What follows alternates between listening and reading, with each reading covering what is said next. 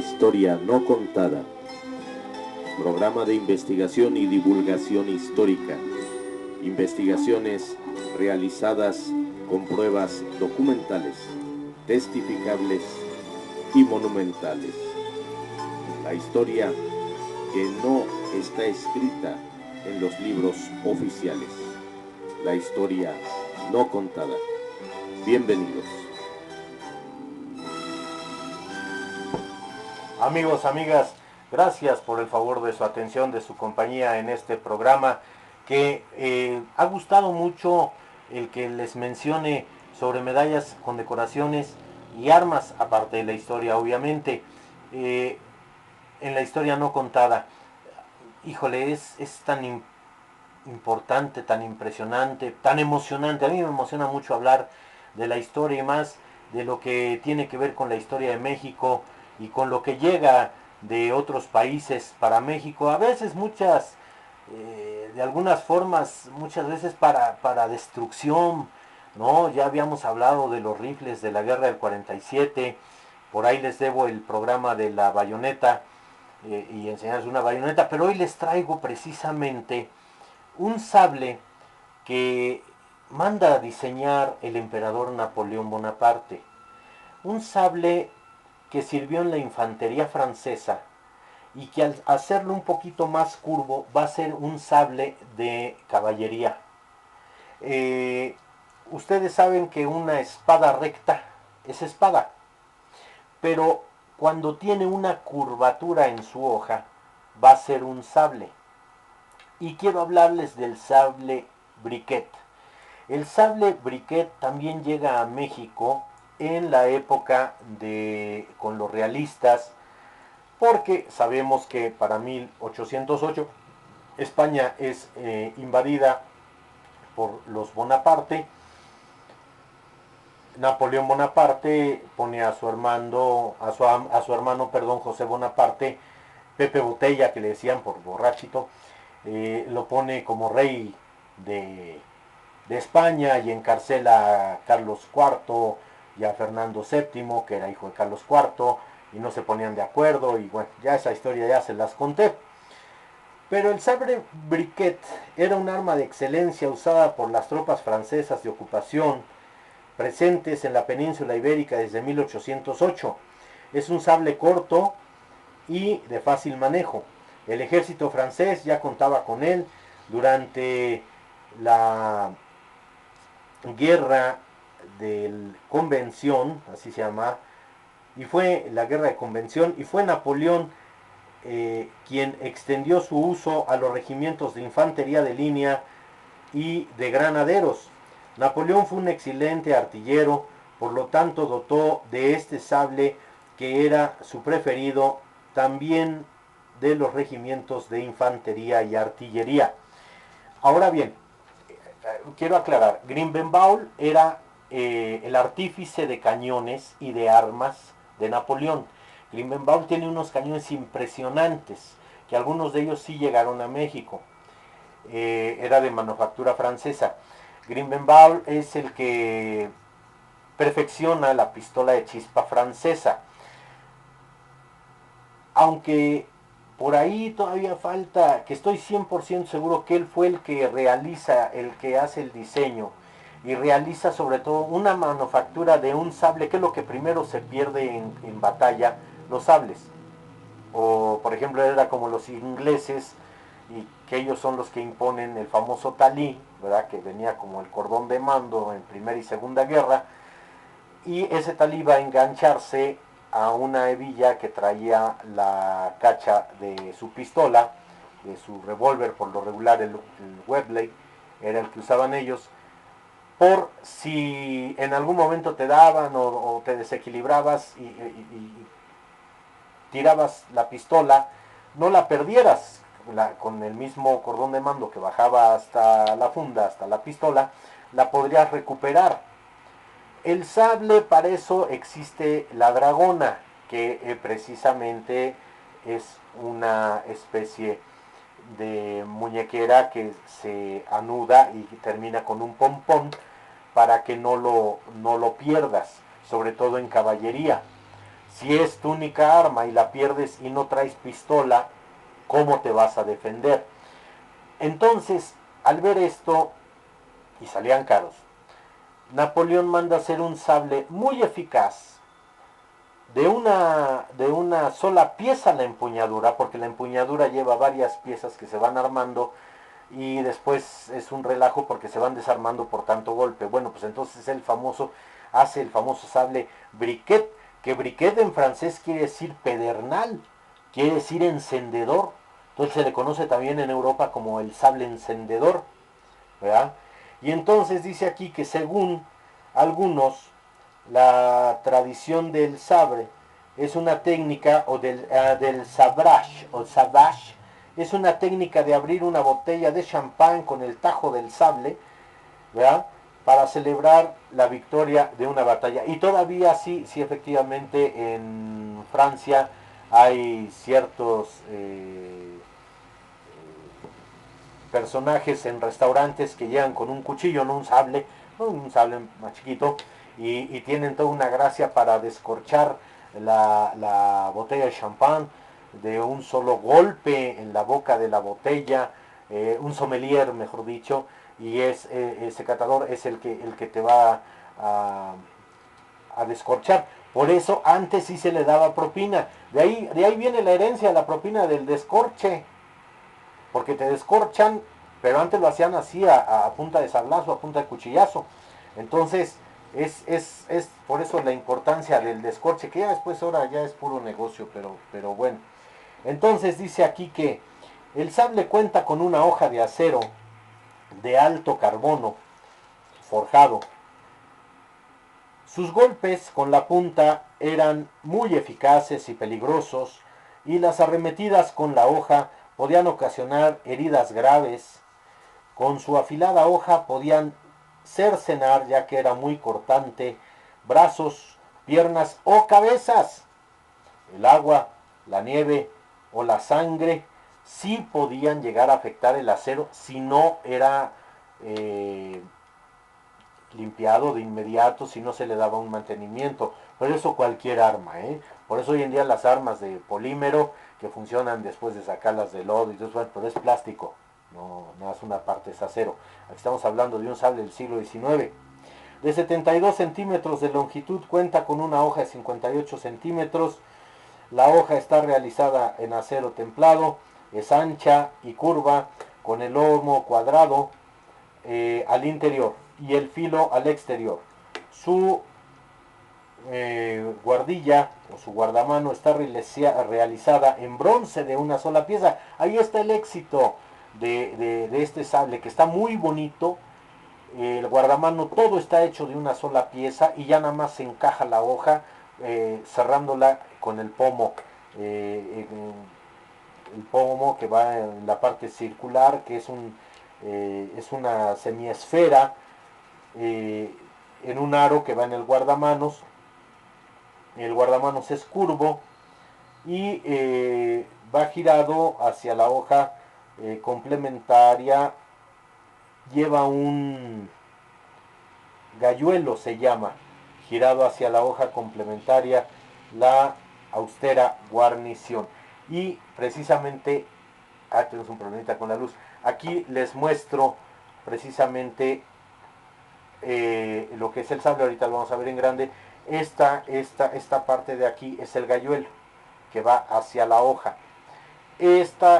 Todo esto es el guardamano, este es el pomo, esta parte de aquí es el pomo, ¿verdad? Y entonces esto está hecho de una sola pieza, todo esto. Ya nada más se encaja y cierra. Ahora bien, oiga nada más el sonido. Le he quitado la vaina. Bueno, pues vemos que aquí, como dice, es cuadratura, la parte del lomo, la parte del lomo es cuadrada, pero del otro lado tiene un filo muy muy fuerte, y aquí en la punta, precisamente la punta es donde se ve muy puntiaguda. Entonces de piquete o de corte, vemos aquí tanto en la parte derecha como en la parte lo que es siniestra, diestra y siniestra, vemos también que tiene esta cavidad cóncava. Precisamente esto servía cuando se atacaba, se metía el sable, de la manera en que se metiera, siempre se curvaba o se hacía esto y se sacaba. Esto sirve para que al cuerpo le entre aire o poder, la famosa destripar. Esta parte de aquí, de lo que se le llama el galluelo, bueno, muchas veces era para cuando se presentaba el saludo militar, apoyar el pulgar.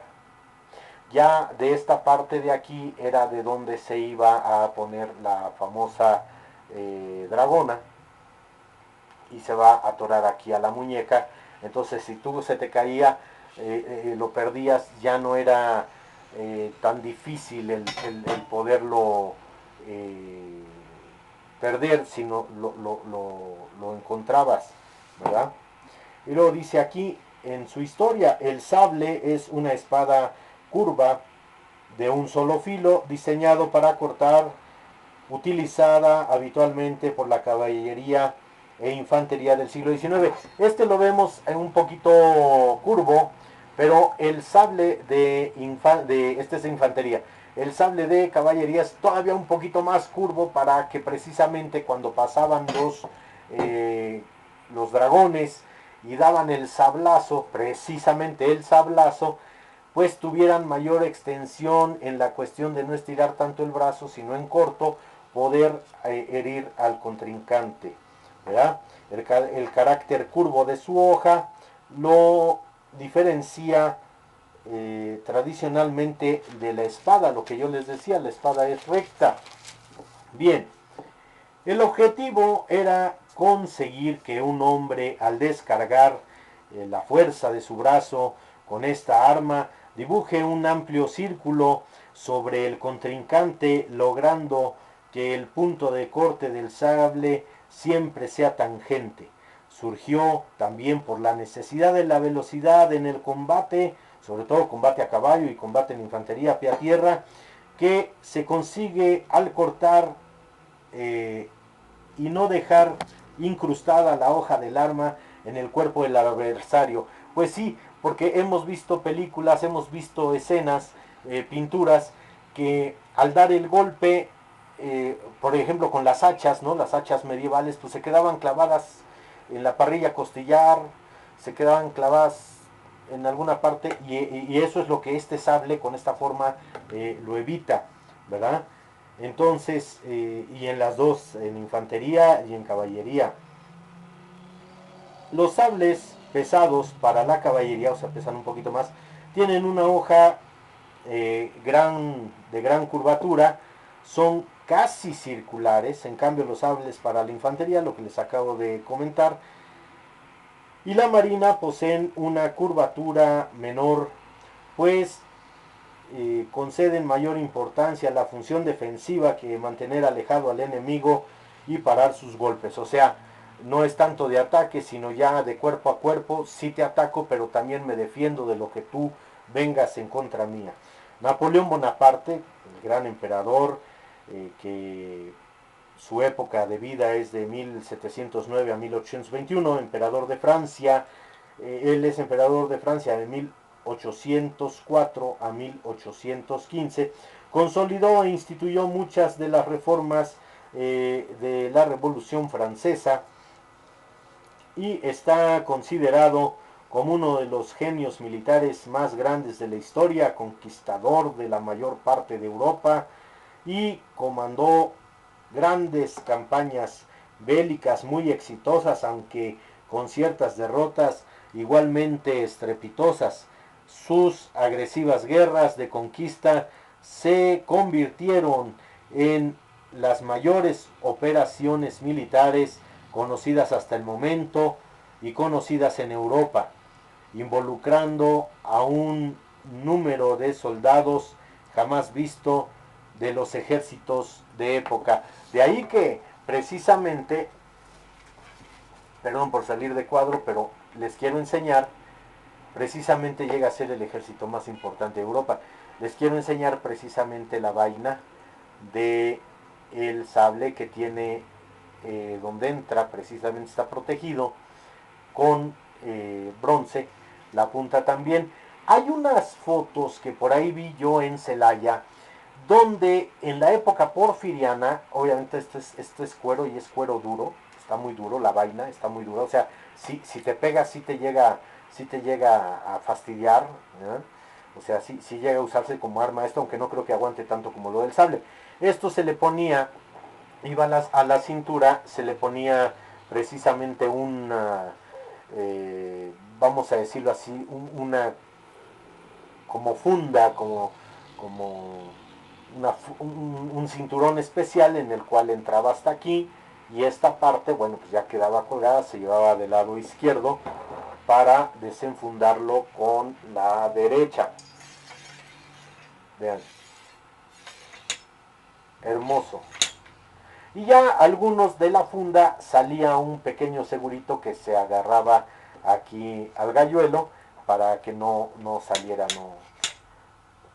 ¿verdad? Este es el famoso sable briquet. Les decía precisamente, amigos, amigas, que he visto fotos de la policía pie a tierra de la época de Don Porfirio, de algunos serenos que traían también su macana, pero en el lugar de portar arma, de portar revólver o pistola, que pistola, bueno, viene allá hasta principios del siglo XX, la pistola semiautomática, eh, he visto este tipo de policías mexicanos, custodios, portar precisamente el briquet. Entonces el briquet prácticamente se sigue usando hasta, vamos a decirlo así, el primer cuarto del siglo XX y se usa todo el XIX.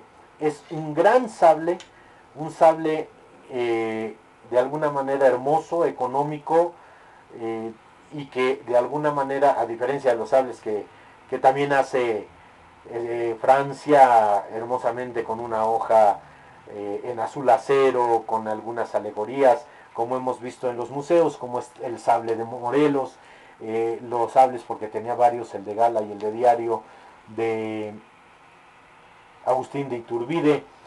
Bueno, pues este era un sable de Diario. Ya en algún momento hemos visto y veremos la espada del emperador Napoleón, pero Napoleón, antes de ser emperador, también le entraba esto, y les digo, como gran artillero, Grimbenbau le hacía los cañones, le hacía las pistolas, y yo no dudo que le haya hecho este tipo de sables, el famoso sable briquet, que, bueno, ciertamente sí, al paso del tiempo, los que se han encontrado hasta en España, pues enteros, pero sí con sus ataques de óxido y todo lo demás, porque aunque sea muy buena la hoja, sea templada, como dije anteriormente, la nieve, el agua o la sangre, si no se limpiaba a tiempo, si no se le daba su mantenimiento, si no se aceitaba o se le ponía alguna situación en la hoja, pues se echaban a perder. Sabemos que la oxidación natural del bronce es el color verdoso. Entonces, pues este es el famosísimo, y está pesado, el famosísimo sable briquet de don Napoleón Bonaparte, gracias a él lo tiene, y llega a México y también actúa en batallas y en cuestiones de resguardo para aquí, para los ciudadanos, por lo que les conté de esas fotografías que hay todavía de Casasola, hablando de las guardias rurales y de las guardias pie a tierra que había en la Ciudad de México. Amigos, amigas, espero haya sido de su agrado este programa de la historia no contada y que haya sido de su agrado hablar de esta preciosísima pieza bélica que es el sable briquet, que gracias a don Napoleón Bonaparte se lo debemos. Su amigo Ricardo Trillanes se despide. No dejen de darme like, no dejen de suscribirse, de darle clic a la campanita para que cuando haya un video nuevo se les notifique. Agradezco el honor de su atención. Para mí es un honor su atención, sus comentarios, sus likes, y también aparece aquí abajo las páginas web, y aparece también el correo particular. Si no lo quieren hacer público, con mucho gusto sus sugerencias y comentarios. Vamos a seguir adelante con los temas que me han sugerido, y vamos a ver un poquito más de armas y tecnología. Repito, la página de que hablo de armas y tecnología es precisamente www.armasytecnologia.galeon.com, y la otra es www.pistolaluger.galeon.com. Ya hablaremos de esa arma hermosísima, también un derivado de la Bouchard, la arma Parabellum, la Luger, la P08. Por el favor de su atención, muchísimas gracias.